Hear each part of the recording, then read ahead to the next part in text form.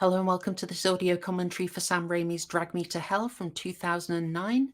The version we are recording on is the unrated version, which is 1 hour and 38 minutes long. If you have got a slightly shorter version, you have the censored version, but the difference is very mild. You shouldn't have any issue following along with the commentary, and I provide a slightly blurred version of the film in this commentary so that you can make sure it's synced up, and that should tide you over any slight discrepancies between the versions. I'm Proper Horror Show, and I'm joined here by Poe's Law. Hi, Poe. Hello, thank you for having me. It's an absolute pleasure, and we're here somewhat at your behest. I thought it'd be great to do a commentary with you, and I'd suggested one film, and then you suggested we cover Drag Me to Hell. What was it that prompted that? It was a delightful surprise. So, what prompted that was that we have a child who we like to watch somewhat child-friendly films with. As she ages, we get sort of a larger range of things we can watch with her, and it's just come around to that time where we think she was old enough to appreciate Spider-Man and Spider-Man 2. So we watched the early 2000s Spider-Man films by Sam Raimi, and gosh darn, were they really good. I only remembered watching them from like 20 years ago when they came out, and I was just a kid back then. But watching them as an adult, I really appreciate his directorial style and voice, and I thought I really want to see more of Sam Raimi's films again, the ones that I watched when I was not quite the cinephile I am today. So I'm looking forward to watching this again and hearing your trivia and observations about it.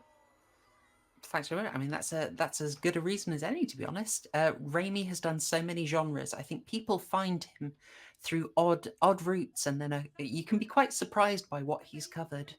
Um, but I think most people know him for horror. We should note this is written by him and his brother Ivan Raimi, MD, who by day is a doctor, but has helped out on his projects. Sort of long-term Raimi followers know that he tends to involve his brothers with most of his productions. And obviously the ones he's best known for, well, for me, is Evil Dead, though maybe the Spider-Man films do overtake it now. I don't think people know him for that, but that they are probably his most famous films. I think Hmm. those are the But Tobey Maguire films for anyone who's not on in the know. mm, right here, we're seeing something that really interested me. It's a bit of a prefiguring. Oh, by the way, look at the that little mouth of hell we saw there. Those rocks shaped like teeth just behind the kid when the floor dropped down. I thought that was a lovely little touch. Yeah, What we're getting here are like such wonderfully exaggerated style that is very classic Raimi.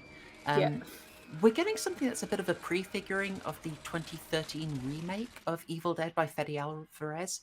That one sort of opened with this incredibly fast, intense scene that was like an encapsulation of what you're going to see in the whole movie. The very quick, brutal chase through the woods, possession, and then brutal killing of someone.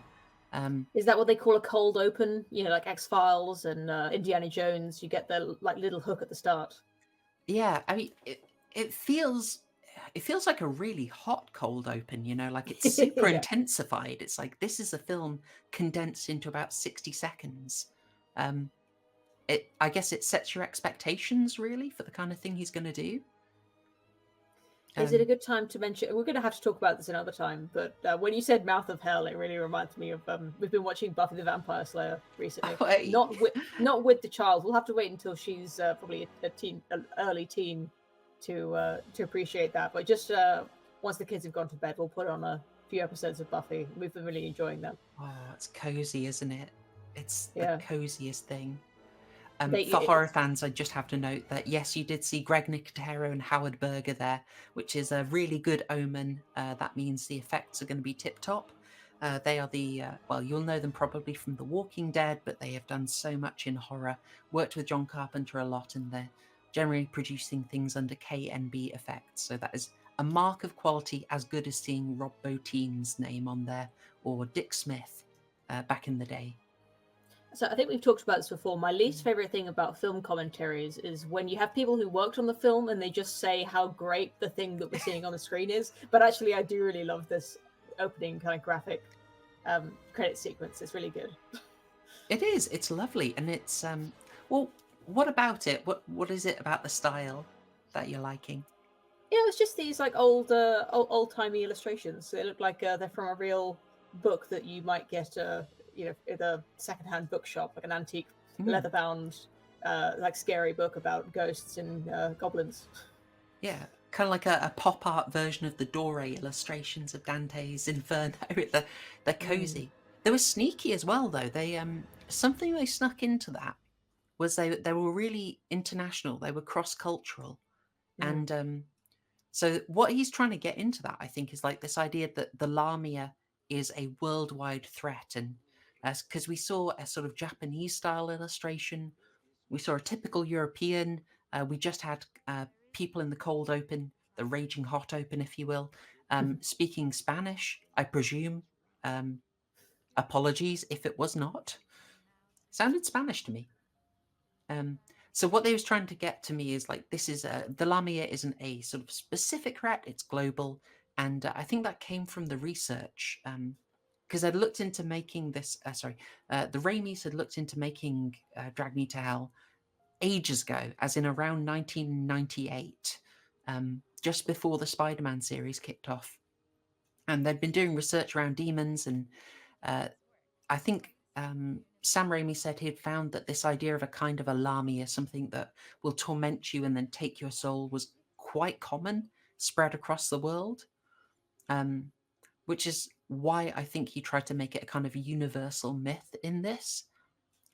That alternatively might be a huge reach by me, as you prefer. I I really like that part in horror movies where they, there's like the bit where they go to the library and they say like, lots of cultures talk about this kind of entity that takes your, whatever. It's like it's either it's made up or it's real, but either way, I love that trope. It's like half the Buffy scenes, isn't it? They always end up Giles. Why, I just so happen to have a book on this. In that library with maybe 500 books in it. Luckily, Giles has got you I, covered. I knew if you brought up Buffy, then we'd spend half of the commentary talking about Buffy the Vampire Slayer. So now I'm I, regretting it. it is a terrible trap. I mean, I was obsessive about that series, Poe. I really was. To the point where I recognised the different stuntmen. Um, it's not good. That It's not they are healthy. a bit conspicuous sometimes, aren't they? Yeah. Can we to bring it back to Drag Me to Hell? I wanted to talk about Alison Lohman because Mm, she's really pretty, and I was kind of confused about why she isn't in more films. I guess yeah. the only other thing that she's known for when I looked it up was, now I can't remember, was the Big Fish. Uh, Mm. The that, Tim that Burton movie, yes. yeah, it's a kind of popular. Yeah, I think people know Big Fish. It's not like an amazingly popular film, but that's probably what she's best known for.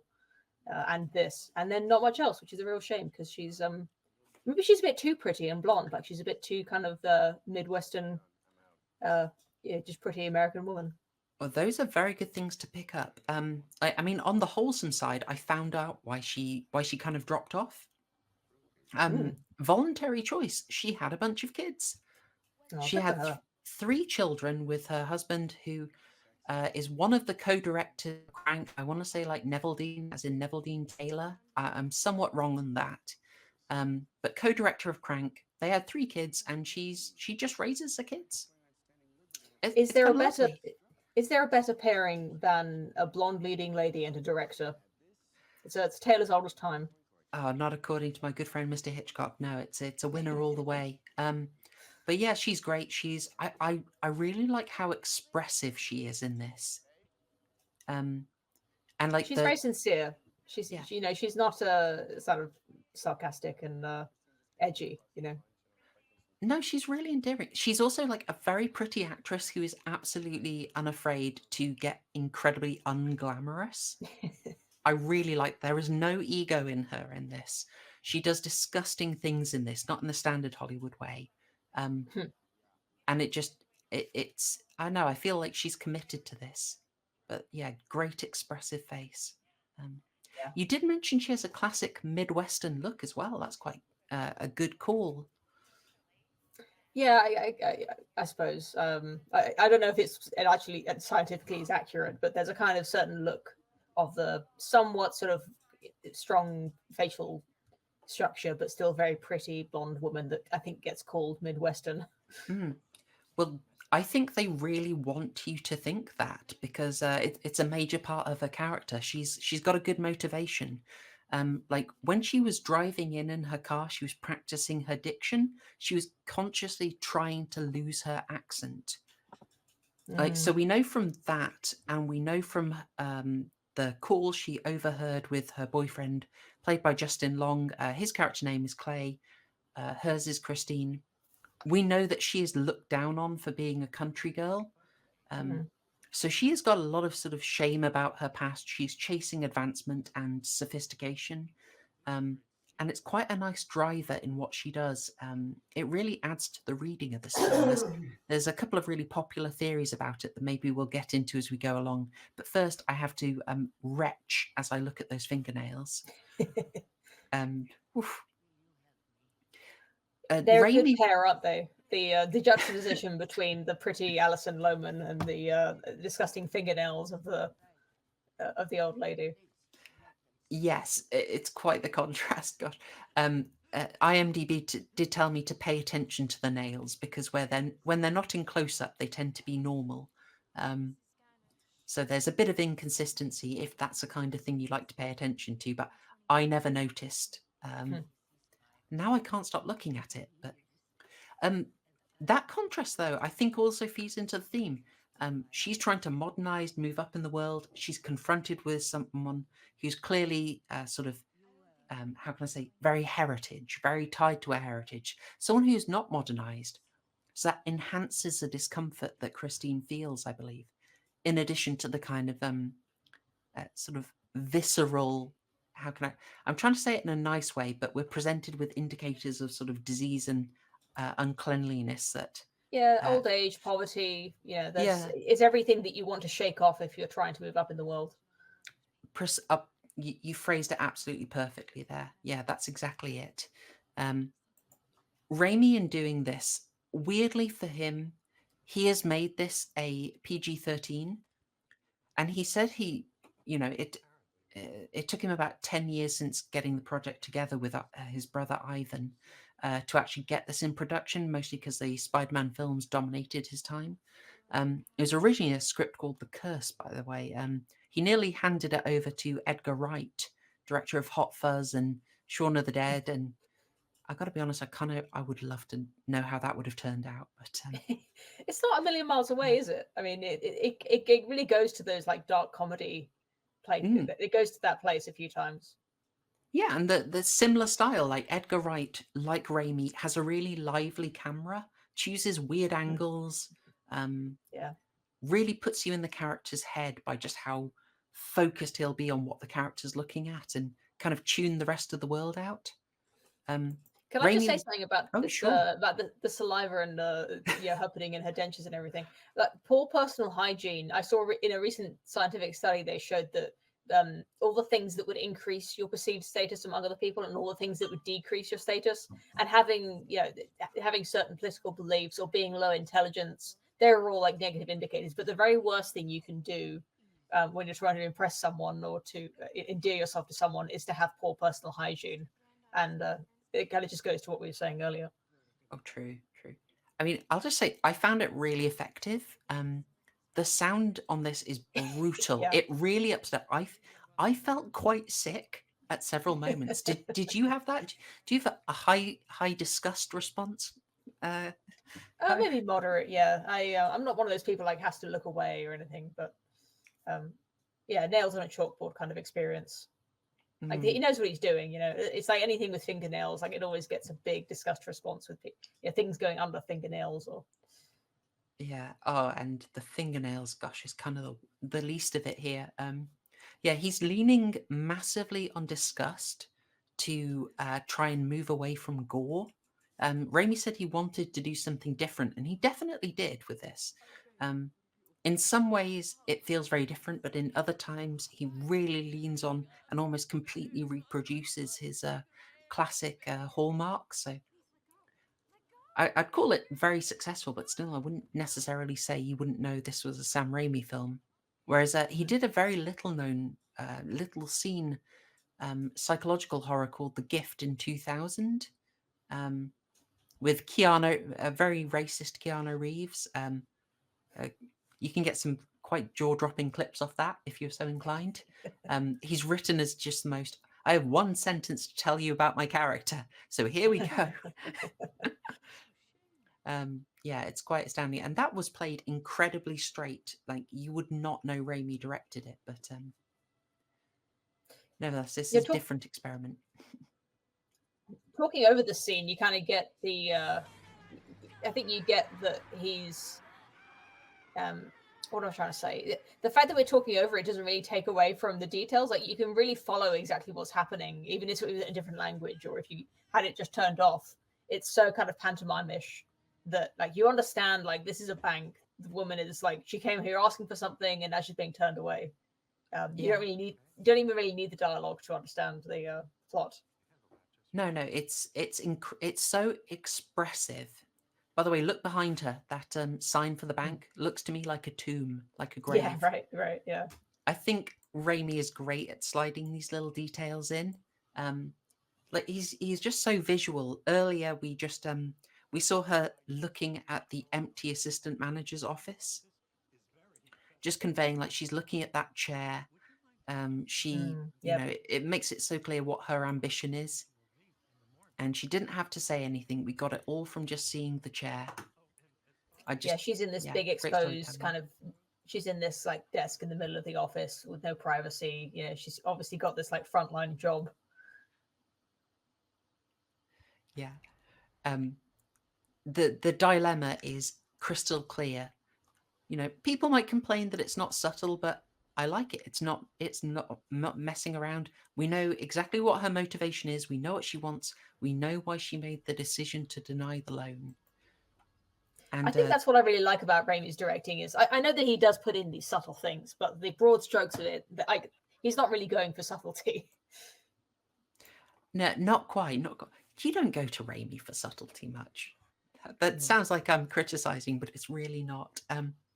Raimi fans would also want me to point out that famous Raimi car that turns up in everything. So Raimi fans, there you go. We dropped it. We didn't miss it. We wouldn't ignore the car.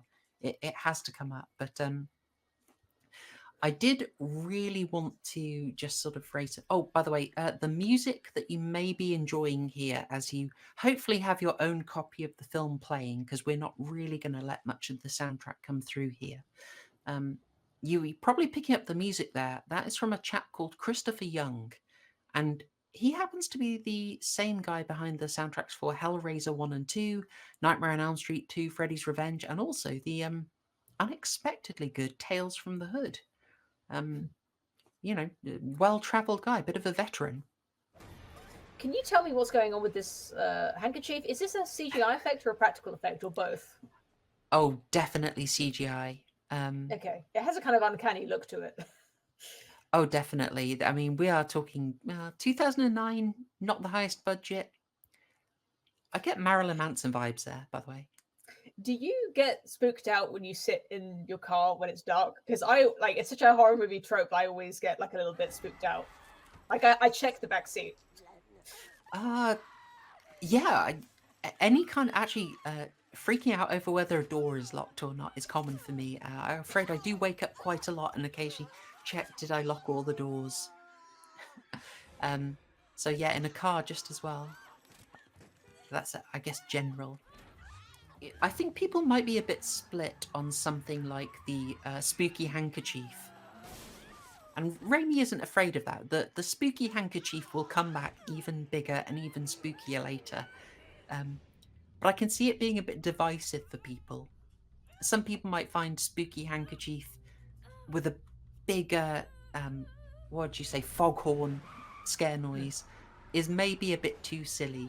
Where are you on that? Let's see. It's not an element that I remember from my first watch, so I think it all depends on the reincorporation and how it's done. Yeah, I like a good motif, a callback. It's kind of just the bread and butter of good filmmaking is coming back to things you've seen already. You know, there are a couple of shots there, like the I love staple. Oh no! I can't look. Oh, I find that so hard to look at. I can watch horrible things happen with chainsaws, but that gumming, Yeah, from that stomach disgusting churning, mouth. yeah. Oh, that's difficult. That's difficult. I guess with all this, Raimi is communicating to you very clearly. We're having a bit of fun here. This isn't The Gift. The Gift was absolutely dead straight serious. This is just a bit of fun for him. But there are a couple of shots there, like the teeth flying out, the staple flying out, Mhm. where it went straight at the screen. I almost I wondered really if like. they'd considered 3D effects for that. I like the moment where Christine looks kind of bad that she stabbed the old lady, then Mhm. realizes that she hasn't actually killed her, and like immediately stops feeling bad about it. It's a complex emotional journey she goes on in that car seat, you know? Ah, I Would you say that Raimi is known for casting sort of pretty women in these slightly it's not like a really I don't know sexually explicit role, but he is kind of known for putting kind of, let's say, the bimbo kind of archetype in his films a bit. Is that, you think that's fair? gosh, that's an interesting one. I'm just trying to think over. So the Y- clips that I've seen to reinforce this theory are hmm. from, I think, the Spider-Man films, where you've got whenever there's like something bad happening, there'll be like a few bimbos with big boobs and like low cut tops who are screaming and running away. I weirdly I did not notice. Now I know Kirsten Dunst. There's some key appeal there in that vein, Mm. but generally, honestly, I don't associate him with like putting women in the film prominently at all. Actually, I think if he were going to be criticised, it would probably be for not featuring women enough. Most of the time, he's very focused. Say like Darkman, it's focused on, I believe, Liam Neeson. Could be wrong on that. It's been a while, or it's usually Bruce Campbell. And the women in Evil Dead did not last long. Although they were kind of their sex appeal was not dampened Mm. until they were cut apart. So Yeah, that's an interesting one. I've got my extremely legal version of this film running, and it's got that Amazon does this little X-ray. Have you seen this? They've got this X-ray panel that tells you trivia about the film you're watching and tells you the Mm. actors that are in the scene. This one says that it references Night of the Living Dead. After Christine locks herself in the car, the gypsy woman uses a brick to break the window and grab her, just like the cemetery zombie in Night of the Living Dead. That seems a bit tenuous to me. I don't know if Yeah, Amazon's going on a bit of one. I would say it's a bit too common, to be honest with that. Yeah, right. It's a bit too common. I mean, if it's going to have anything in common, people have pointed to a 1950s film called Night of the Demon, saying the way the demon works is similar, but I haven't seen it myself, so I couldn't verify. You don't want to believe everything you hear on the internet. Um, we ha- yeah, it seems like a reach. It seems like a reach, although maybe I don't want to accuse anyone of making reaches. So I remember Justin Long from the Airbnb film Barbarian. That's what it's called. Recently, but Was then before that, I ooh, think he wasn't really in much for a long time. And I think the only other film I've seen him in is what is it? He's Just Not That Into You, which is like a rom com is that a gay from movie? no. Oh, okay. Oh wait, hang on. I may have seen that. That was based on a line in Sex in the City. Gosh. Oh, Was it? I thought that was a book that I think it was based on a book of the same name. was it? Okay, I will take your lead on that. I'm weak on things that aren't horror, to be honest. Yeah, I mean it's just Justin Long. I just thought maybe the audience would be thinking, where have I seen this man before? And it's you may have seen one of those films. Yeah. I'll throw in. Gosh, Jeepers Creepers is what I think of him in most, to be honest. Oh. Very young Justin Long, and that I know that one's a bit controversial. A lot of people don't want to cover it because of the director. His name escapes me, I'm afraid, at the moment. But let's just say did a very typical Hollywood crime and was arrested Mm, for it, and then was able to go straight back to directing, kind of disappointingly. mm. Hey, speaking of familiar faces on far less controversial topics, do you recognise this guy from Inception? No, Not the shrunken head, but the no, yeah, Ron Indian Josh. mystic. Yeah, yeah. No, he's one of the agents in Inception, is he? I think he's a guy who drives. I mean, I kind of want to check now because I feel somewhat racist, but That's all right. I'm sure Amazon is going to tell me any second now. But when I don't think he it was is. in Inception. It's okay. Okay. And apparently, gosh, 4 Avatar movies. Yes. No. It 5. was just delayed. He's Dilip Rao. So I think this Amazon X-ray vision is quite fun. It does kind of work, although it had to wait for him to be on screen for a while. I think it's mostly pulling from IMDb, isn't it? Yes, I But expect so. it's Yeah, kind it of even says cozy. IMDb next to it. The name of the medium in the film, Ram Dass, is similar to Ram Dass, the name adopted by Harvard psychologist Richard Alpert when he became a New Age spiritual guru. Hmm, Coincidence? Perhaps. that sounds plausible. Um, so in this scene, oh, we should also clarify something. This is kind of like a clean reaction, isn't it? Yeah, almost. Excellent. Just just to clear that up, but which I think adds a very fresh perspective. There's Sorry, I so was getting distracted by the scene. Yes, I watched this about 10 years ago before I knew about sort of Sam Raimi and um, I didn't really know anything about films, so I haven't watched it since then. And although I do have a pretty good memory for films, a lot of these sort of bits are new to me. Mhm. It had been a long time since I'd seen it as well. I did a little rewatch before this, just take some notes, but it's engaging. I found Justin Long's character Clay quite annoying in this, just acting like a. It's very screenwriter, to be honest. Like, I'm going to be Mr. Rational, I'm going to be Mr. Mystical, and we'll all have a little clash and learn something about each other. Um, Yeah. in In reality, Clay, stop being a jerk. Come on. in in Buffy the Vampire Slayer, they refer to it as like, "Don't Scully me." Mm.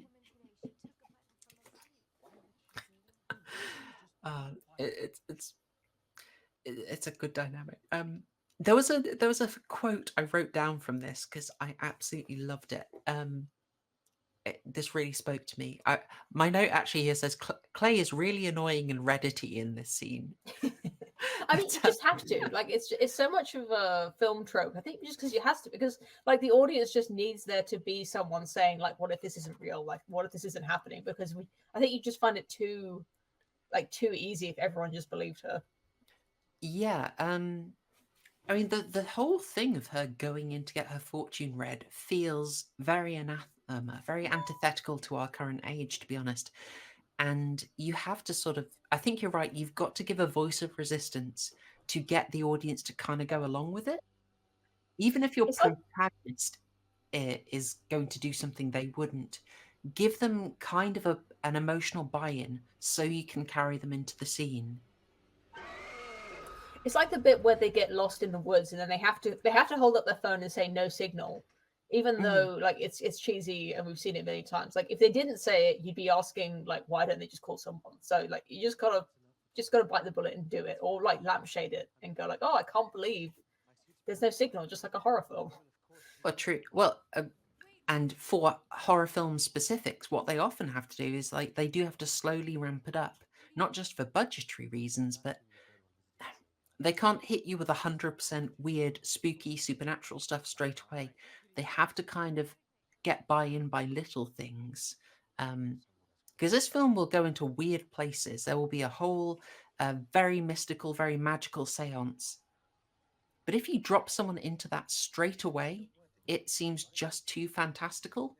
Whereas we've got to Mm. slowly work our way up to it, I think.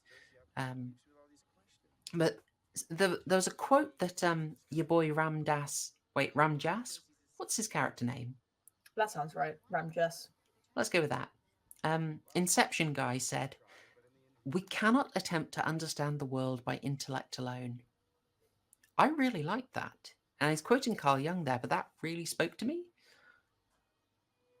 Just in the sense that I think, gosh, so much of like 20 years previously, it was all like, what's the most rational, most sciencey way to go? I will rationally justify everything before I do anything. If you can't rationally justify it, it's garbage. And I Yeah. feel like that is now just the Reddity. That's Yeah, Reddit I was about to brained. say that's right. Yeah, that's he's the voice of Reddit. That exactly sums up the Reddit point A of view. lot of us have been on the journey to actually say, okay, some study and reason's important, but also you've got to listen to your feelings. Yeah, but if you disregard the feelings of people you're talking to, it's a good way of losing touch with people quickly. Mm, mm. Just a maybe a minor easy note here. I really love the set design. It looks so like real and lived in. Hmm. Like Yeah, a this, little bit messy. mm, you get a sense of dread anytime you see a pet in a horror film. I was just thinking the same thing. Mm. You know what I was thinking about was that scene in American Psycho where the ATM tells him to feed the kitten to the machine. And that's like that's the worst scene in that film for me, like the most alarming Mm. part of the film. Oh yeah, I mean meme worthy, but also horrifying. And thank goodness they. Well, you know what? This film goes a fair bit further than American Psycho does in that regard, Hmm. but we have to build up to that. Something was dropped there. I might have to hold this for a second because people will probably be shrieking. Why haven't you mentioned this? So we'll mention it now. One of the main readings of this film is that what Christine's actually going through here is kind of psychosis related to an eating disorder. Hmm. And if that sounds far fetched, what we just saw was her looking at an old photo of herself where she's somewhat chunky. She's right next to a pig, and she's cooking. Frequently, when she starts getting spooked out here, it's around eating or food. And throughout the film, her mouth is like repeatedly violated. Hmm. My notes just had the phrase oral violation over and over again, but watch Hmm. how many times something goes into her mouth, like vomit or she is forced to vomit. Um, it's like a consistent thing. And Like if I said, that's, it's been 10 years, and that's really the thing I remember most about this film is all of the disgusting mouth stuff. So I think you oh, really do something with that. It's very visceral and very disgusting, but also yeah, it could hint to this reading. yeah, it's, how can I say? I wouldn't read it as like that's what's actually going on, but it's more that this film is kind of working as a bit of an analogy um, for that. But yeah, it's very, very consistent there. Um, we're also on our, gosh, how many jump scares? Hmm. But yeah, I just thought that in particular was really good for just conveying the message. She's just cooked. She's just cooked a cake. Um, and then She she hasn't gets eaten any of spooked it. out. Yeah, she's reminded of it. She gets spooked out. Someone's going to say, "You used to be fat, I can tell," later, and kind of give her a quite shamey, mean girl look. Mm. She also seems to alternate. The main colours she tends to have on are brown and yellow, and I was sort of wondering if sort of brown is her less confident colour, yellow is her confident colour, and as she moves on, she's going to flip between those. I don't know how Mm. well that holds up because it could just be the colour palette of the film. I mean, her house is very brown and yellow. Now that you mention it, that bank that she worked at is very yellow. Hmm. Um, It's a strong sort of visual design. I mean, it stands out. Well, one thing I'll notice in this is that we don't get much red, so that when we Mm. have a moment of strong red later, it really stands out and looks amazingly vibrant. Mm. But that comes like way later in the film. We're about to get a really cute cameo here from this. It's not just a Sam Raimi, Ivan Raimi, MD production. Uh, we have a little bit of a Ted cameo, a Ted Raimi. Um, He's the one who cameos a lot, right? yes, He's and the cameo brother. he is he. You may know him from such film as Candyman, where he was a leather-clad bad boy. Um, and he basically dies gorily. There he is, back to the camera. Um, he goes into a horror film and just dies in the most gory way every time. He was splattered by a crate in Wishmaster. He had his jaw ripped off in The Grudge. It's That's all he does is turn up and die in horror movies. We've got to do a Wishmaster commentary sometime because that film was a that film was a trip. I I thought I was missing it in sort of my cinematic oh gosh, reference manual in my brain and watched it and yes. Interesting experience, but you know what? Cameos all over the place. That was a treat for horror fans.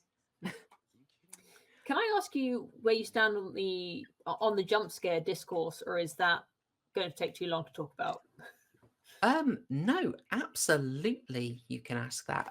I have a note around this time, actually a note just after the pots and pans got rattled, the Yeah. lamia came in like a heron with a long beak and neck and just rattled the pots and pans about the 20th jump scare. I've just got to note that I feel this film was made in peak jump scare territory and was possibly even being ironic about it, which is maybe a huge reach to defend the film. You also note she has a picture of a dog on her mantle. Read into Yeah, this what you will. I saw the "Hang in there, Kitty" in the Ted Raimi's back cameo shot. Yes, the ironic hang in there kitty poster. Very sneaky. How do I feel about the jump scares? I struggled with them. It felt a bit old. This is they're very excessive. They do get criticised as cattle prod horror by Mark Commode. They do feel a bit easy, and this was even before we got to the sort of 2013 The Conjuring post jump scares, where they still have a jump scare, but they really mess with you over the timing. So the timing is based on you knowing there's going to be a jump scare. Um, this kind of commentary may be so up its own fundament. It may be beyond people. I feel you have a very grounding influence on this boat. Having insects and bugs and spiders landing on me while I'm sleeping is like one of my greatest fears. This is awful. This is so much worse to watch for me than the bit that you didn't like. Oh, is the Amazon X-ray saying that the fly is a tribute to Indiana Jones and the Raiders of the Lost Ark? Because look at it going into the mouth, Yeah, yeah. and she's blonde-haired and blue-eyed. It's a clear tribute. No, No, we haven't no. got anything from Amazon at the moment. Weak, weak. So that was particularly grim for you. Like, do you get a little shudder off that, or just grimace? I feel really unhappy. I just Is that the particular kind of horror that's really difficult for you to watch? Oh, yeah. I mean, this is like far preferable to the fly going in the nose part. mm, I like that. I mean that. Oh, for heaven's sake! Oh, See, oral yeah, oral yeah, yeah, violation, folks. Oral yeah, violation once again. yeah, and not for the last time in this film. Oh heck no! Oh heck no no. I had a note to ask you how you felt about the maggots in the mouth, but I think we have that. Yeah, I don't know. For me, it's any harm to animals I cannot watch. I struggle with that so much. So I have my own trouble with this, but the sort of feelings of disgust being invoked by especially the sound mixing, did get me quite a lot in this. How are you on the jump scares on this? yeah. Do you feel it's overdone? I think I was part of the Reddit jump scare skeptic movement of people going like, oh yeah, it's so atmospheric, it's so psychological. None of that lame jump scare stuff. Like this is true cinema. This is an elevated horror. For a while, but I think there is an art to a good jump scare, and it's not like they're bad intrinsically. Like they can be done well, or they can be done badly. Mm, I think that's fair. I'd maybe lean towards they are a little easy to do. However, don't feel ashamed to use them. Maybe don't over rely on them, but sprinkle them in. There's no harm. There's a heck of a lot of amazing films that drop a jump scare in, so don't feel ashamed of it. Something I did want to ask you at this point, we haven't really covered it really, but like the whole central dilemma of this is Christine's decision not to grant another line of credit, another extension to Mrs. Ganush. We find out via Clay that she had two extensions. She's wanting another one. Um, and to get the promotion, Christine denies it. Mhm. Mrs. Ganush then begs, and then, when rejected, says she's been shamed. Now, the film seems to think that Christine was in the wrong, and interviews with Sam Raimi seem to indicate that he says she's in the wrong. And I find that really difficult. Oh, before you answer that, sorry, Poe, just a note for people. If you are watching the regular version, this will be a slightly cut scene. You're going to get a lot less nosebleed.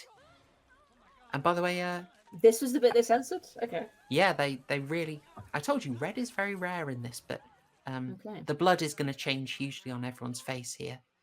Yeah, they never get that right, and Yeah, but continuity shots. Yeah, you it's can't. hard. Yeah, you can't do it. But yeah, they cut that out of the regular version. You got a lot less blood. But on the Well, morality of this, where are you? Did Christine do anything wrong?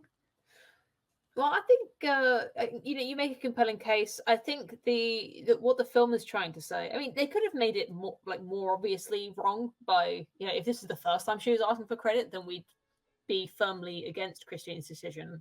So it's kind of like the film wants it to be ambiguous, I think, Hmm. but it wants her to feel guilty about it. So it has to be like at least a bit wrong, I think, because I think what Christine's feeling is like, maybe I was right and objective to deny this woman credit, but also maybe my decision was impacted by the fact that she was old and poor and disgusting, and I shouldn't have let that impact the decision, or I shouldn't have let uh, my promotion impact the decision. Hmm. Like she made the decision for the wrong reasons, and she gets guilt about that. That's a nice complex reading of it. Yeah, if I suppose that angling for the promotion complicates it quite a lot. If you take that out of it, I know, man. I kind of feel it's pretty justifiable um, in this. You know, Yeah, no, I think you're right.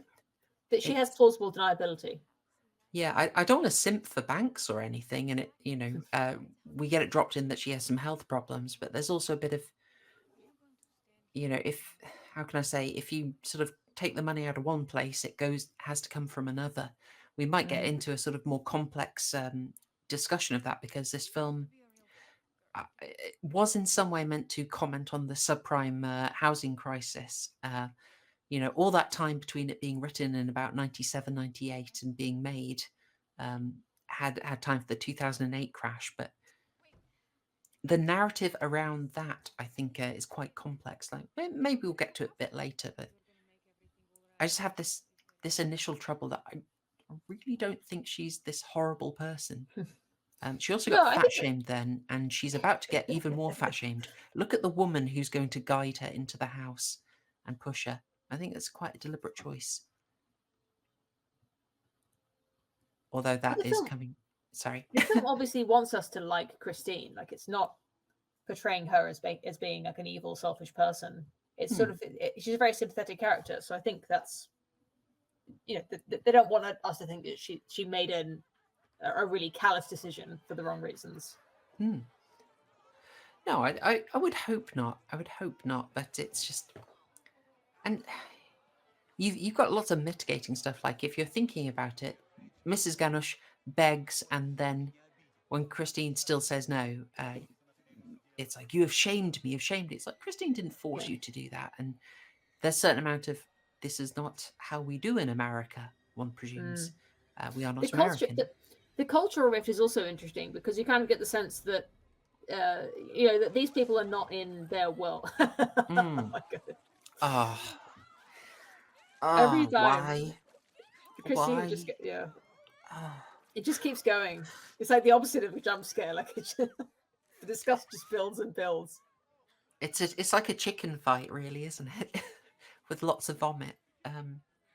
That scene also, to me, really echoes. It's very over the top. So much of it is over the top, and it's getting amped up even more. But it really echoes for me the scene from the original Pet Cemetery. Um, Mm.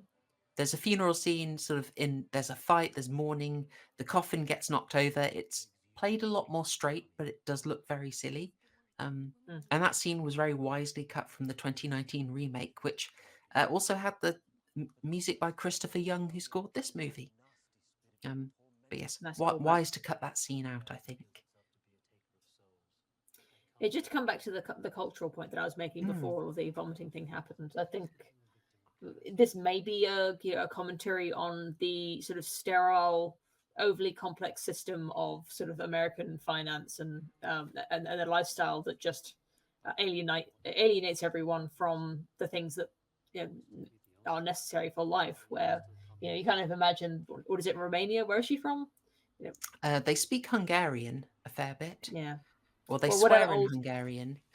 whatever whatever European country they come from, you kind of imagine that they're from a much more family-centered, community-based kind of support system where they don't have to go beg at banks to random blonde Mm, ladies to get an extension on their mortgage. They can just if they need someone to stay, then they'll have someone who can put them up, or mm, they'll have someone kindly who will extend the uh, they'll let them live there in exchange for some bartered good, or mm. some kind of more straightforward, more personal dealings.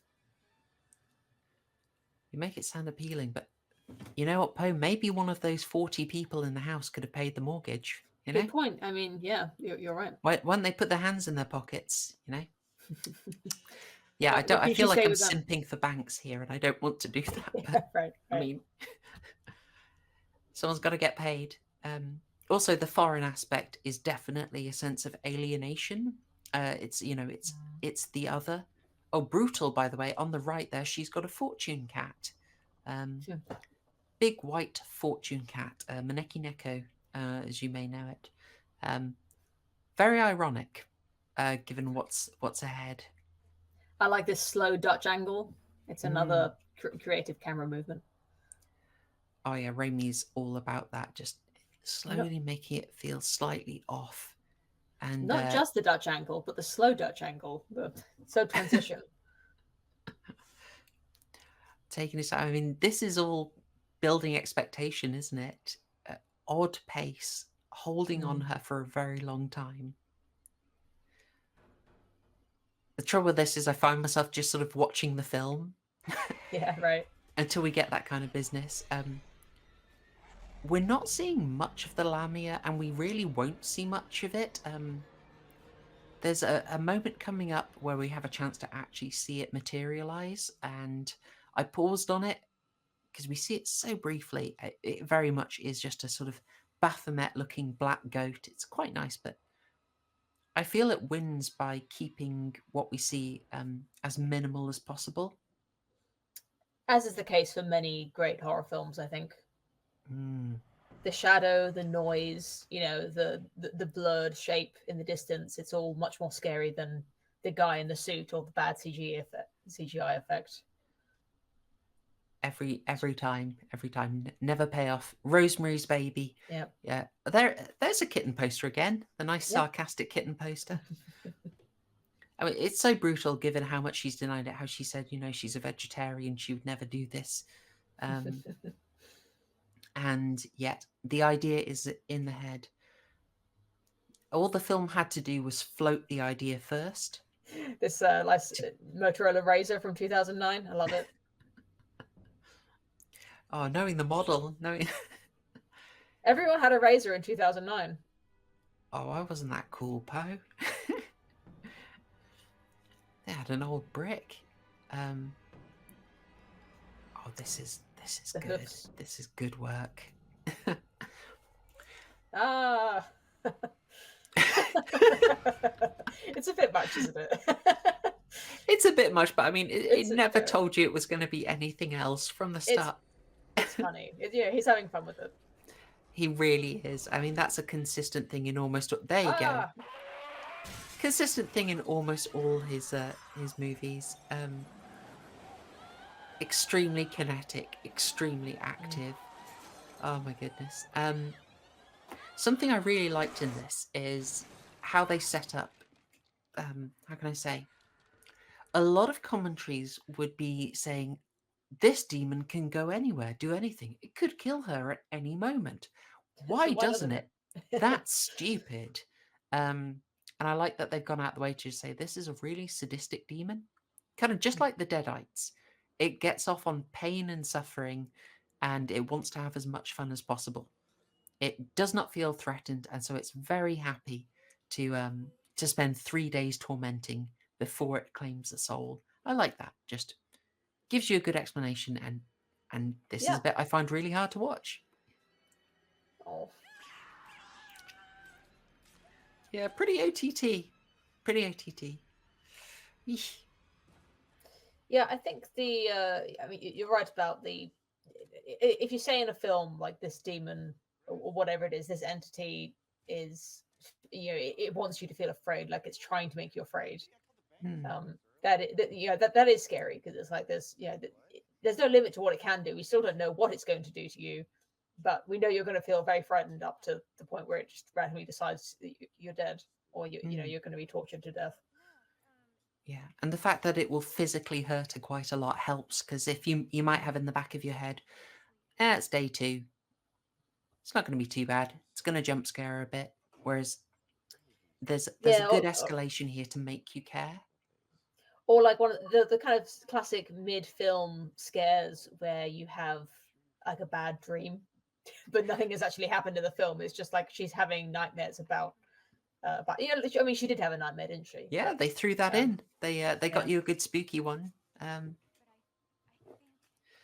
which I know some people might consider cheap.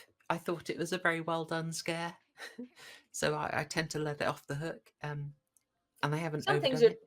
some things are tropes for a reason. It doesn't mean like you can't do it. Yeah, we've already been over that. Like just because it's a trope doesn't mean that you don't have to be really edgy and just avoid doing all the tropes.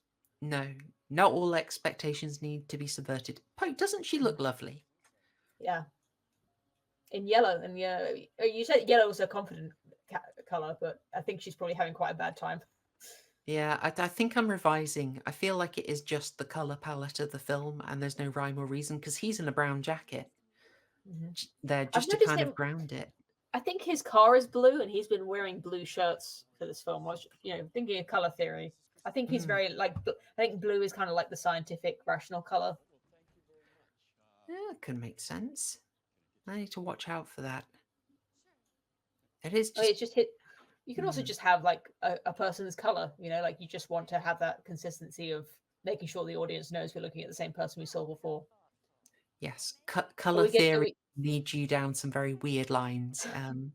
Are we getting to more food-based theories now? Absolutely. She's shamed of her food there. We're going to get her struggling to eat a dessert in a second, as if she might be worried about getting fat again. When things get too much for her, she's going to break, and you're going to see her pigging out, if you will, on Sundays, big ice cream Sundays. The ED reading is incredibly consistent. I think Hmm. I cannot believe it's accidental. Um, Can I tell you, I made a cake that looked almost exactly like that for one of my daughter's birthdays, and I was really just like very, I was very dispirited by like trying really hard to make a really delicious cake, and then you just get the icing wrong and it looks terrible. Oh, I feel you there. Icing can be screwed up very easily. Yeah, Alas, alas, it's still tasting great. I bet your yeah, daughters didn't care though. I bet they just like the cake. yeah. I actually Oh, can't remember. Just I only remember the mm, disappointment of the cake looking ugly. mm. I like this catch that Clay, Justin Long did there. Just catching her talking weirdly about the cat. Like, well, why are you saying you had a cat? You have a cat. It's a nice catch. Um, I didn't actually mention the murder of the cat was also very trimmed in the UK. I'm not sure you saw any stabbing. Um, that was very isolated. I think you just see her get a knife and then burying the cat in the Mm, trimmed theatrical release. It's one of those weird things. Like this is comfortably a 15 in the UK and it's a light 15, but trimming what they trimmed got them to a PG-13 in America. wow. It's one of those weird things when the overlaps between the certificates. Like it was going to Mm. be a 15 anyway in the UK. So, but we got So the standard release. Remind me, what is PG-13? Like, can you see it when you're younger than 13 in America if you have a parent with you? I believe so, yes. Yeah, if you're Wow. escorted, same with R actually. If you're it's a plot point in the South Park movie. Americans, please do correct Yeah. us, but I believe you can be accompanied, whereas that's something we didn't have in the UK, with the exception of the AA certificate, as far as I remember, which was a short run, I want to say sort of 50s to 70s, and they revised that out. That was like a 14 or younger if accompanied, or 14 Mm. or 12 if accompanied. Yeah, so PG-13, yeah. Yes, you can look that up on the history of the BBFC page on Wikipedia and find details of the long defunct AA certificate. Apologize. If I didn't get drawn into the Buffy posting, I will not get drawn into BBFC posting. Got to be restrained. Um, I really like this scene. That this is maybe another controversial one, a bit of a values clash, bit of values dissonance. To an extent, when we've had this resolved here, so the tension with the mother, where the mother's actually won over when Christine is just Mm. straightforward, says her mum's an alcoholic, and the mother's like, "Good, thank you for being honest. I respect that. My dad had a problem too." Um, but before that, I feel like we're sort of presented with the mother as harsh, in the wrong, being judgmental. And certainly what Mm. she says in the first phone call is harsh. But I mean, she's having a good look at who her son is marrying. It seems really sensible to me. Seems Here good. comes the slow Dutch angle. Oh, you love the slow Dutch. We You thought this was just a cute character building scene, a brief respite from the horror, but actually we're still in it. Or your tension went up when the mother was questioning her, and then you got that little release when she won her over again. Mm. But you've been you've been bamboozled by cake, I'm afraid. Um, yeah, I don't think the mum did anything wrong. The mum's questioning is wise. Yeah. Parents, meddle in your kids' relationships. Oh, this is I love this cake.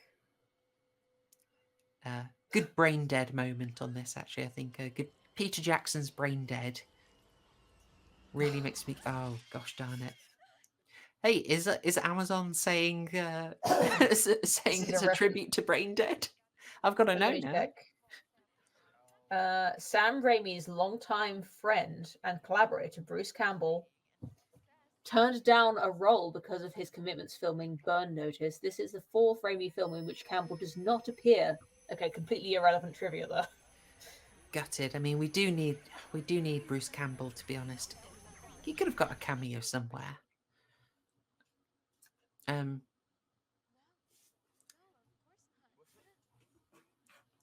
I don't know who would play. Maybe he was meant to be the dad. He could have been the dad. Like nice isolated role. Mm. Why does Stu deny that they're in a clan rally? What an oddly specific thing to say. Yeah. Um, so we pointed it out earlier, but yeah, there once again she's having a supernatural, spooky experience, and it is centered around food. Mm. Consistent theme there. I like the theory. I don't. I just want to play devil's advocate that food and mouths are like, yeah, a real center for like disgust responses. So if that's what Raimi is going for, then that could also explain why the focus on things going in the mouth and food. Yeah, sure. If you just want to avoid gore in the movie, then hit up alternate scares. Try for ghosts and spookiness. Um, but yeah, going for a disgust thing or jump scares would also let you do that, Mm. and then you can have randomers on the internet come up with wild theories. But I know I go for it. I like the Wow. effort, although I don't know which one of them would have thought to include it. Maybe Ivan Raimi, MD. Maybe it's something he's seen in his medical career. Mm. Yeah. I really enjoyed her throwing that table. That was so viscerally kind of impactful. It's a nice bit. I love this set as well. It just looks so packed. Like this guy who squirreled away and collected lore for ages. It just, oh, it looks fantastic. And I also really like how he's held off on the solution. Like he didn't want to suggest the sacrifice at first, but then he's gone for it, and he's really parceling out the help because it's going to get worse and worse each time. So I've got in mind, you get suspicious there when he says, "We'll help you, but Yeah, right. 10K." Yeah. What is the going rate for that kind of procedure?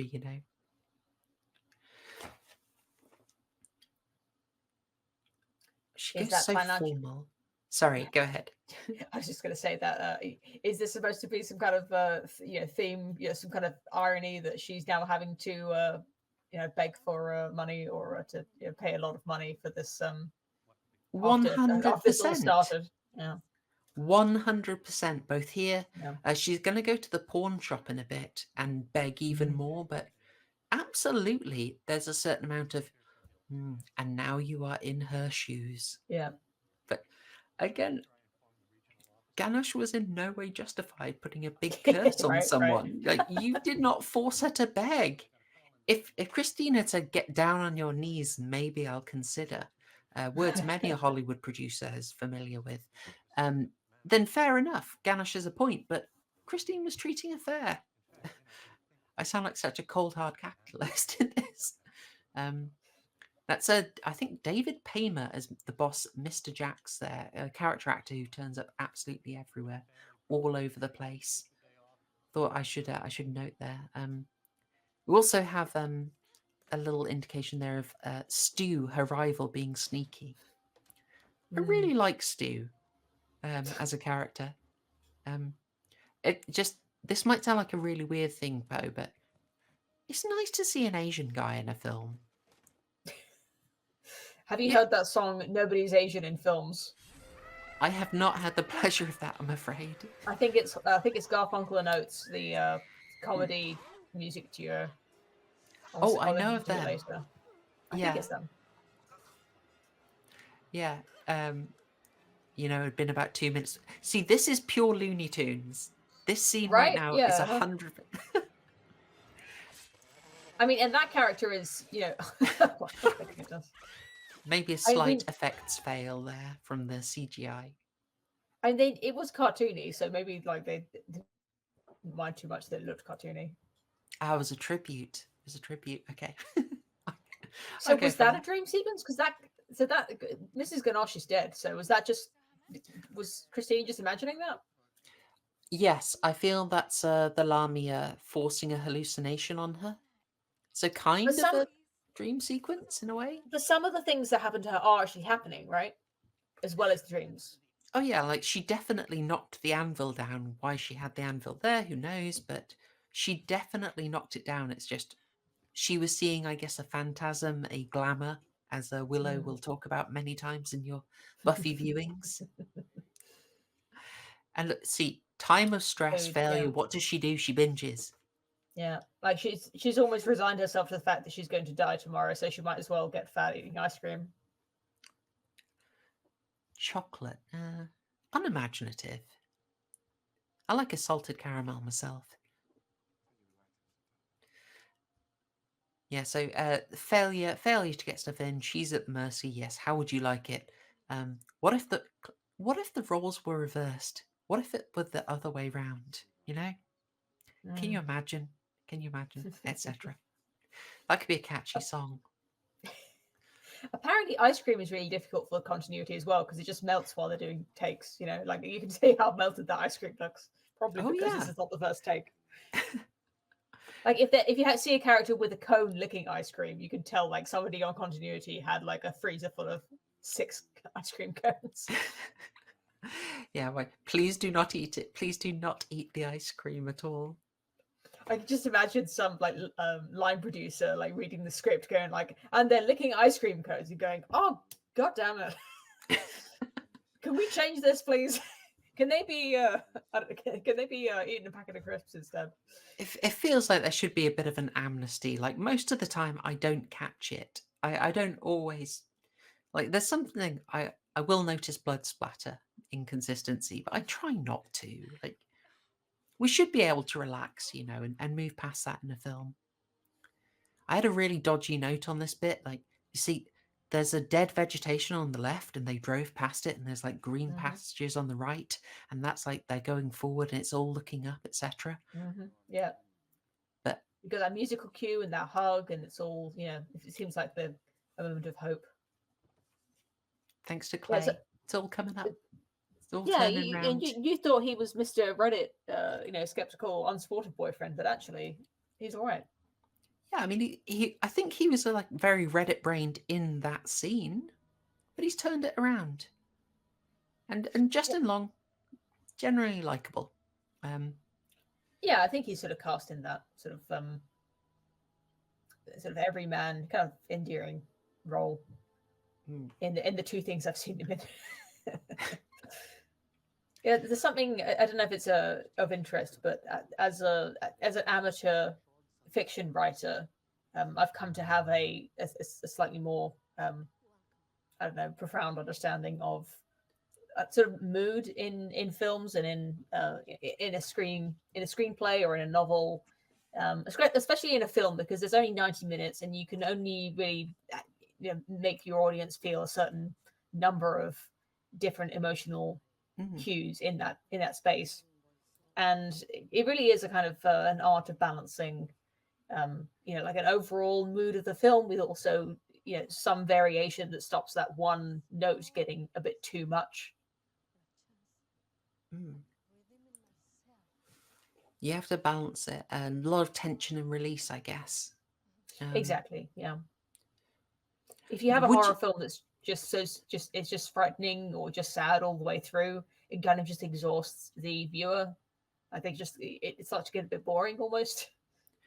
Do you think sometimes maybe Raimi's, I guess, slapstick cartoon style maybe works against a sort of deeper horror, or do you think you can sort of experience the full comedy and then relax and be hit by the horror? I mean, how do you feel they clash too much, or does it work for you?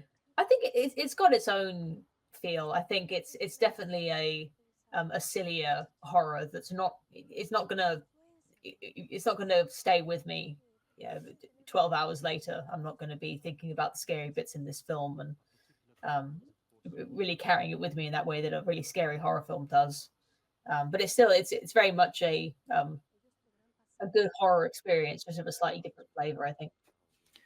Can I ask you what's a horror that maybe one that comes to your mind that really did shake you up and sort of maybe wreck your sleep, or, if you don't mind? I well, we talked about Blair Witch Project before, but more recently than that was the Marble Hornets series on YouTube, which really like frightened me for quite a long time. I had to stop watching it. If anyone who doesn't know what Marble Hornets is, it's a series of like 5 to 10 minute long videos on a YouTube channel. It's completely found footage. The conceit is that we're watching some found footage that someone's just uploaded to YouTube, and it was kind of like an interactive experience where people in the comments would be coming up with theories of what's happening and waiting for the next video, etc., etc. It did kind of get a bit old. Like they kept, because it had no ending, it just kept going until people got bored of it. But for a while, it was like it was quite well done Hmm. and very very true to the realism. It's This is Slender a Man for anyone. I didn't mention that. no, but okay, a very realistic presentation. Blair Witch 2, very realistic, I'm noting. Sort of, I guess all those are sort of really helping with the immersion. Yeah, definitely. Yeah. Mm, I can And respect it's that. got that it's got that eh, the quality we were talking about earlier where like the less is more with horror. Maybe that's just my own Mm, particular kind of fear profile, but where you really see like very little. Like I think in Blair Witch you literally see nothing. The scariest thing you see in Blair Witch is someone looking in a corner, right? mm, It's yeah, like, but like they make extremely that like restrained. the most frightening thing you can imagine. I would love to know what you think of like a film called The Innocents from the early 1960s, but that might have to wait to another time. Sorry, Have I back seen to that? Drag I'm Me trying to to think. Hell. Yeah, okay. Sorry. Sorry, Drag Me to Hell fans. Shouldn't have interesting guests, darn it. um, I've got to note at this point that we're now in the kind of heightened fantastical mode. So little things like we've had that build up. We've gone from quite a grounded life where she's working in a bank arguing with an Asian to she's gone into an old spooky manor talking to a mystic. Um, your Indian mystic is wearing extremely non-traditional clothing. The I'm afraid Sean Sandina, I believe her name is also wearing fantastical clothing. This is kind of heightened out of reality. Um, and the film has taken a long time to get you there, to work you up to that. They also pulled a sort of, they really worked to get the buy-in for this segment that would go very flat if you didn't have it. Um, Mm. they also pulled quite a, it feels almost ahead of its time, kind of, now it's maybe a bit of a cheap one, but using the human sounding goat scream for a quick jump earlier when the goat was brought in. But also like Midsummer, when you see the bear early on, I'm like, or even this film, when you see a cat, I just Yep. start thinking, okay, what's happening to that cat? What's happening to that Yeah, bear? yeah. What is happening to that goat? I need to know. I'm worried. I'm anxious for the goat now. Yeah, I found that chanting part quite disturbing actually that we just had. Like there's something about the voices and the slightly discordant notes that's yeah, the kind of pitiful wailing. It's all Mm, quite unsettling. yeah. There's also a really nice touch for me here of just, it's not the, we're going to get a build up with just a sound ghost. Then we're going to see some other ghosts, all to build up for the Lamia. So slow, what's the word? Not acceleration, accumulation maybe. I did wonder why they had trumpets though. Apparently there's a Sam Raimi cameo here. I tried to work out which one was Sam Raimi. I could not do that. But I wondered if they were carrying trumpets because they were heralds. Don't know if you have a take on that, Poe. Is that too silly? No, I have no take on it. Well, it's all build up, getting buy-in. I mean, we're quite far into the short movie now. We're 72 minutes in, so they're working up for this as quite a sort of showcase scene. Oh, how about that angle? Like a medium Dutch, maybe. I mean, it's really basic, but seeing people looking scared is scary in Mm. itself, or it makes it more scary, I should say. Of course. And Alison Lohman, she's got massive eyes. Like they are wonderful and expressive. She's also obviously the person we're most identifying with. She's our way into the scene, the newcomer. And of course, we should say that this is something we had a setup for in the hot open scene. Mm. I'm not sure if we had enough of a connection with Sean Sandina in that scene for sort of this to pay off for her. Um, it's a nice bonus, but I don't feel we were connected to her enough to kind of feel a big payoff from returning to the house. I don't know how you feel about that. Yeah, not sure. Yeah. Oh, that was a full Raimi cam. That was a full Evil Dead Sam Raimi cam, rushing and shaking. Yeah, Raimi said he wanted to do some things different in this, and he absolutely has, but some things have to stay the same, you know, and we're going to get basically a full-on Evil Dead replay in some of this. Certainly in the signature camera move, in the possession, the spooky voices, and an upcoming possession of her assistant, I want to say Milos, is going to basically just be standard Deadite stuff. In fact, I feel there is a oh yes, I feel there is a reference or has already been a reference to Clay's family having a cabin in the woods, which is obviously, uh, you know, you know that, you know that's a Evil Dead Mm. tribute. Yeah. Milos is apparently Sandina's nephew. He twice Mm. addresses her as Techico, which means auntie in Serbian or Czech. Oh, goodness. I thought she was speaking Spanish at the start. I may have done a racism. Apologies. Yeah, some kind of the talking goat. Are you bought into Talking Goat? It's It's a bit silly, you know. It's like the whole film. It's like I'm just impressed that he went there, you know.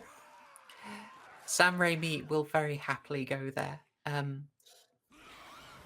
mean, you know what? Kind of, A lot of the fights, obviously they felt a bit Evil Deady, but the other thing is that they really felt like they were a tribute to one of his other fascinations, the Three Stooges, where people are just using impromptu things around them to fight with. mm-hmm.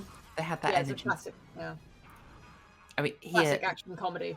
yeah, he's just having fun with this. He's really I just mean, having fun. I don't know if it's a coincidence, but Milos looks a lot like a vampire from Buffy, doesn't he? Like Oh with yeah, better effects. totally. It's the old bumpy forehead effect. It's good Yeah. stuff. They did a really good job of setting up the stakes in that as well.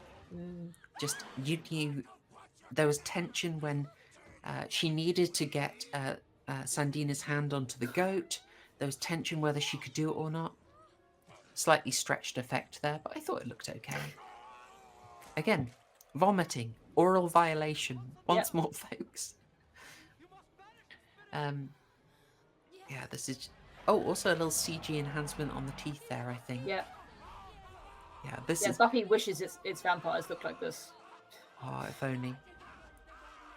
Have you got used to them saving on the CG budget by maybe showing one transformation and the others will just be a sound effect off screen? And then Mm-hmm. someone's got the makeup on? Or just not having the makeup on, like when when Darla's on the screen, she would just like not be. If she's not actually biting someone, she just won't have the prosthetics on. I- Those things take a heck of a long time, you know. Yeah. Um, we got a really strong flash of red there. Mm. I just thought that really stood out because of this sort of like depressed, unsaturated palette. I thought that looked really good. It was so vibrant. The Greek letters surrounding the walls of the Great Room are taken from the Book of Revelation. Chapter 12, translated, they read, "And they conquered by the blood of the Lamb, therefore rejoice heavens, woe to earth and sea. For the devil has come down to you having great wrath, knowing his time is short." Mm, quite specific. I can sort of see how they try and make that relevant. Mm. Devil having short time there. Maybe a Well, slight yes, whiff of spooky Bible verse. yeah. I mean, how many people they were expecting to know Greek who would get what that was? It kind of feels like they wanted to have some letters on the wall, and they thought like we've got to translate something. Like we can't just have like the alphabet in Greek on the wall. We'll actually have it mean something. Mm. It's a good amount of extra effort, and I appreciate that. And the Amazon, just exactly as you predicted, the Amazon trivia overlay is telling us that that was a reference to the Evil Dead. Oh, well, hey. You could See? write this. Oh, maybe I should. Maybe I should fill it with reaches. I don't know.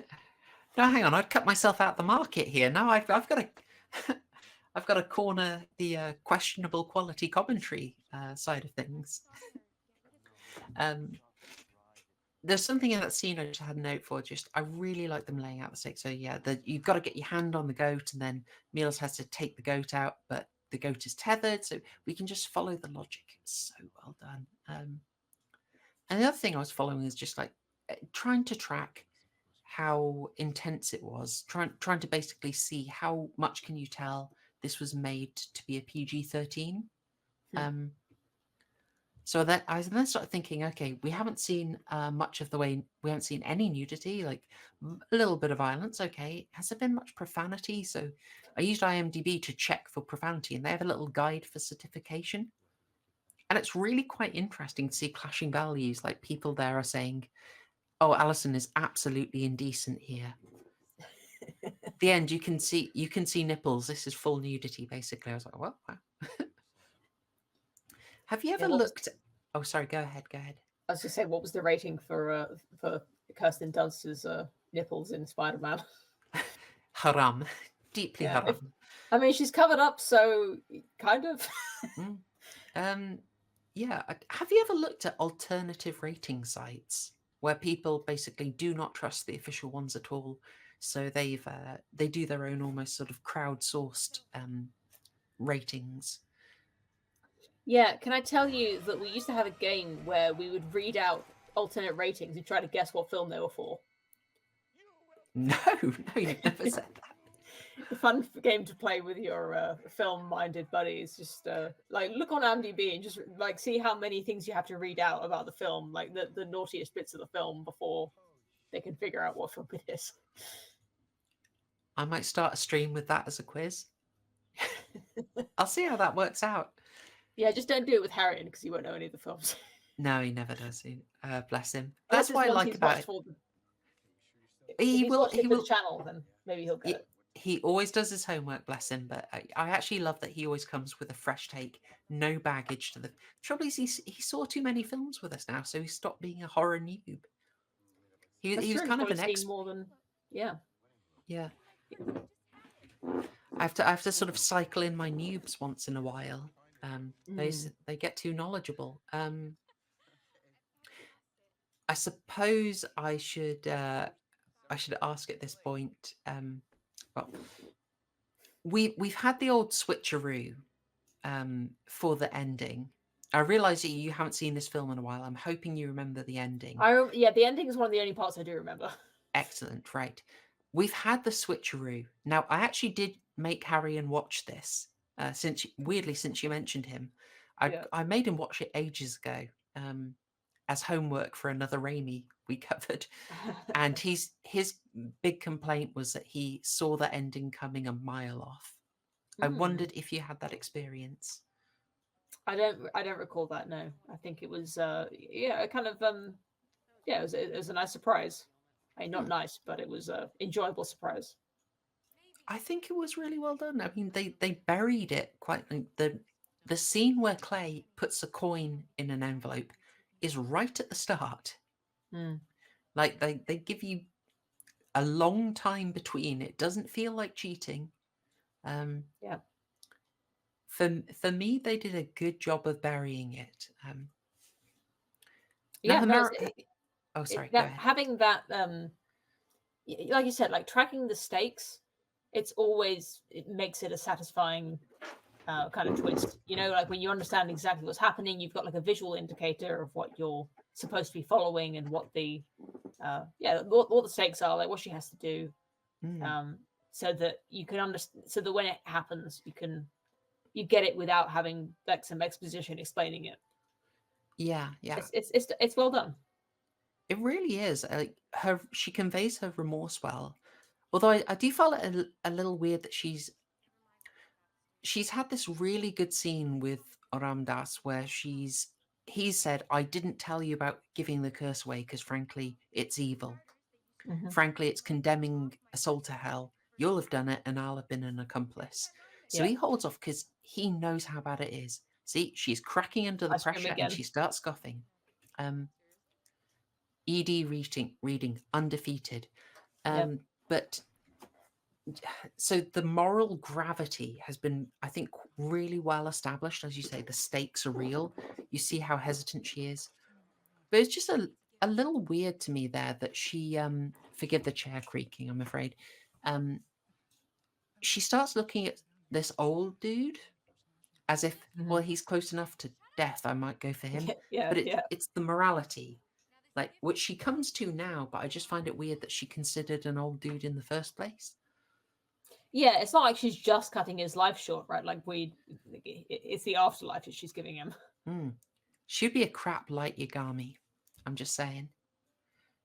You know, the passing on the curse does remind me of It Follows, which is another thing we've talked about, and the Mm. morality of that. Oh yes, an absolute classic. Love that film. I won't I go into saw the details direct. now. It's just No, we must not. I will merely note though, I blooming loved the director's follow up, Under the Silver Lake. Yep. Wonderful rabbit hole of the movie. Anyway, I'm sorry, Stu. Stu's being great here. Stu is being absolutely fabulous.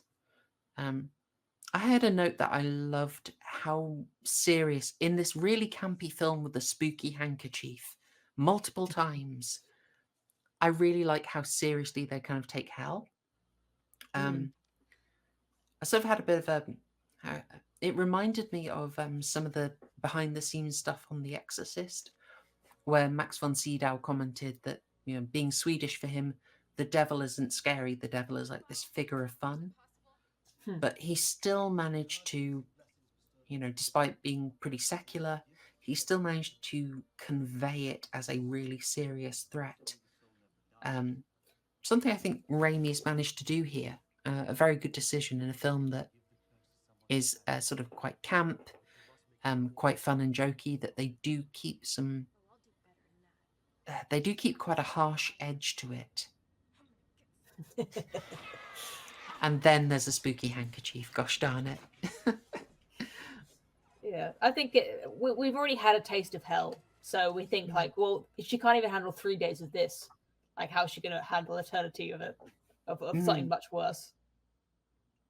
yeah, more spooky handkerchief. Gosh, It's I just good almost fun, isn't it? yeah, Like this, this isn't frightening. Like maybe if you were a 10-year-old, this would be frightening, but it's just good. yeah. He's not aiming. This feels like a challenge. Like I am gonna. I'm just having fun with this. I don't care if you find this goofy. This is what I love doing. I was trying to think of a way of explaining why I like the Sam Raimi films so much, and I think it's Mm. because a lot of really good directors, they want to like gatekeep their audience almost, like they want to make it really smart, and so that only smart people like them. But Mm. Sam Raimi just doesn't mind if you're a kid, if you're like if you're a dumb cape shit enjoyer, if you're the most like the lowest common denominator, like everyone can enjoy a Sam Raimi film. Oh, absolutely. He widens his audience deliberately. If you look, first Evil Dead is quite for the older hardcore horror stuff. This was a scene deemed quite haram due to her costume there. I Mm. should note. Yeah, the first Evil Dead, very hardcore, quite a nasty edge to it. Um, with some scenes that Raimi said himself went a bit far, that he regretted. But Evil Dead 2, when he's got a bit more power, he's got a bit more money, what he decided to do was make it more of a comedy.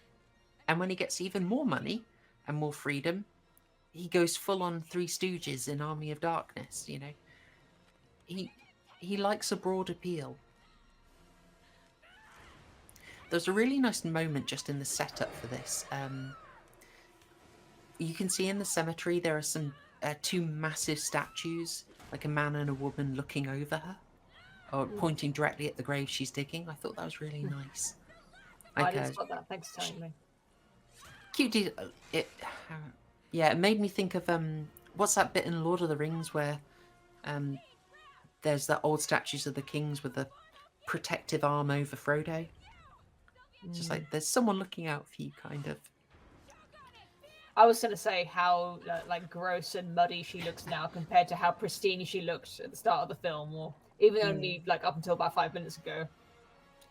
She's had to do the hero's journey. She's had to go through some adversity. Like, I mean, she looks amazing here. It's mucky, but it's kind of a glamorous mucky. So true, so true. She's kind of like a Lara Croft kind of look. Yeah, I was trying to think of an equivalent of someone else who's really put themselves through the ringer. Like, no, you aren't getting off this easily. And by the way, this is all essential to selling you the payoff. Like Mm-hmm. they've hidden the twist, they've buried it, but in order to sell it to you, this Ah, has to be a proper ordeal, and yeah. they're really working on that. Maybe with a slightly questionable sound effect, but again, this is a Sam Raimi film. They've battled a handkerchief 3 times.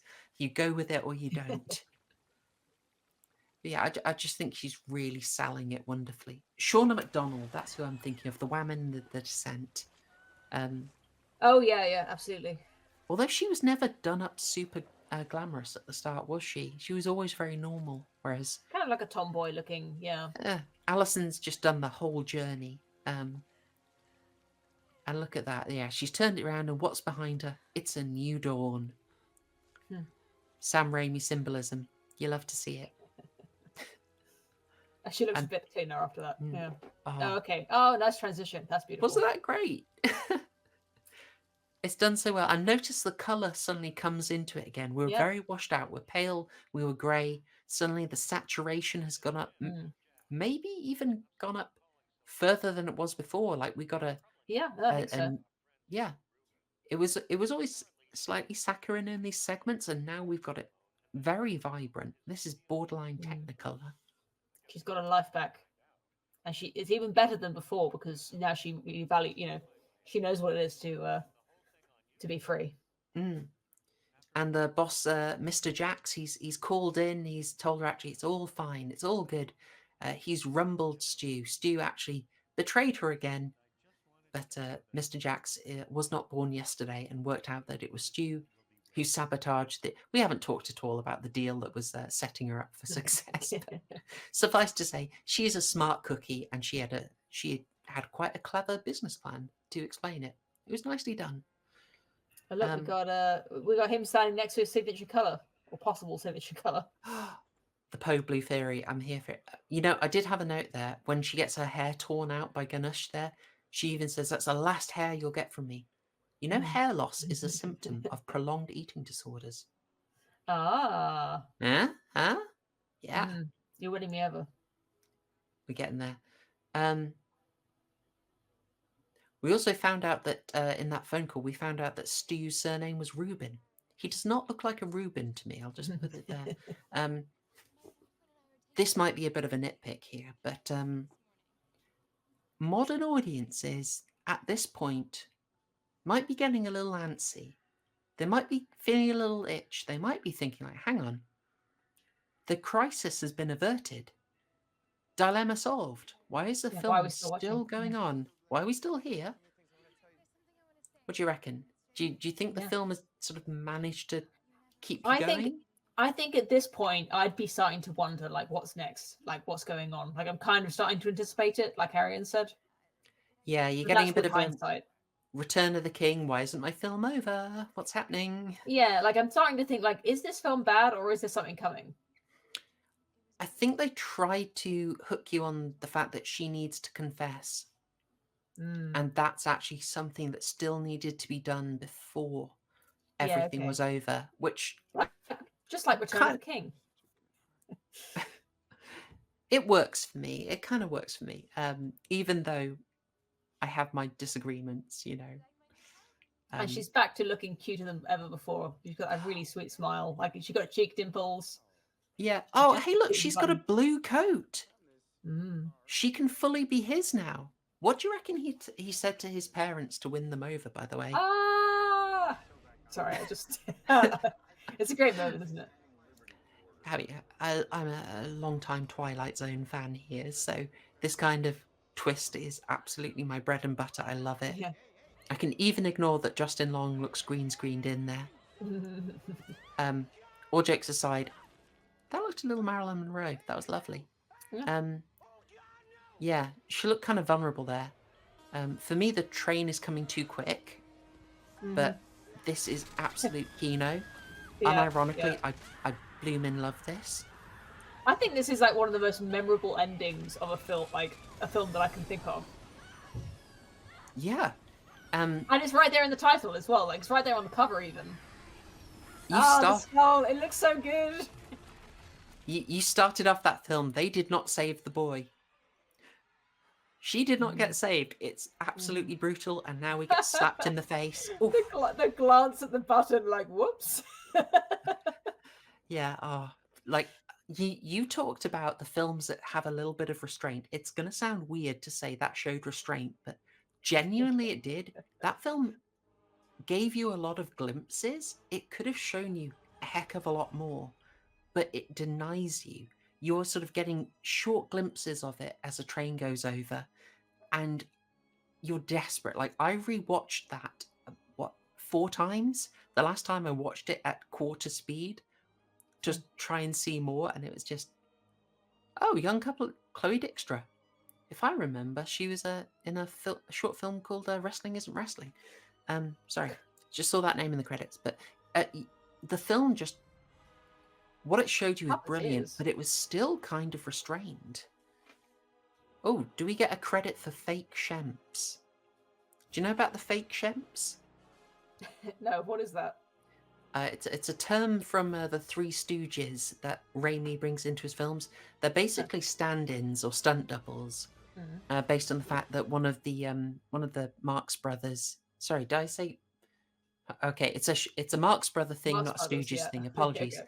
That one of their members died, I think, Shemp, and so they had stand-ins, fake Shemps. So that's what Raimi calls his stand-ins. I see. Okay. But I don't know if we'll see them. You see it in the credits for the Evil Dead films. I wonder if he's carried it on. Possibly not. We might annoy people if we hang on all the way to the end, but I'm now hooked on looking for the fake Shemps. Well, I'm also relieved that no animals were hurt. While you're looking, just clarify what you just said. I don't want to sound too stupid, but you're saying that the ending, there's something you can see in the background if you play it slowly. Because I was fully focused on the button in the envelope. I wasn't looking in the background. Oh no. You've not misunderstood anything. I was just saying that her being dragged to hell looks amazing. There's great detail if you really slow it down, but okay. Ultimately the film does sort of deny you. You could see a heck of a lot more. They could have dragged that out for a minute, but it's over the it's quick. seconds. Yeah, and you just that's what's so good. Yeah, you want more. You just like want this more. is like it's a really powerful demon. Like it's not. It's done messing with her. Now it's just taking her. Like this is she's ready. She's gone. It's a very Ron Seal demon. Saving. It doesn't mess with you. It promises it'll drag you to hell, and it does that. Oh, hey, there we go. KMB effects. Well, I shouldn't overrun. We overran the last time I did a commentary. I felt very awkward. But we are coming towards the end of the credits. Thank you so much for coming on. Is there anything else you wanted to say about Drag Me to Hell in the sort of minute we've got left? I was so engrossed in the ending, I didn't look at the trivia, so I just wanted to have one last look at Amazon to see what they have to say. This is just a filming location, boring. Probably nothing. So it's a bit of an anticlimax for the ending. You just cut out this bit of audio where I gave a disappointing trivia roundup. It should have the blue color theory. Yeah. Genuinely, I like that.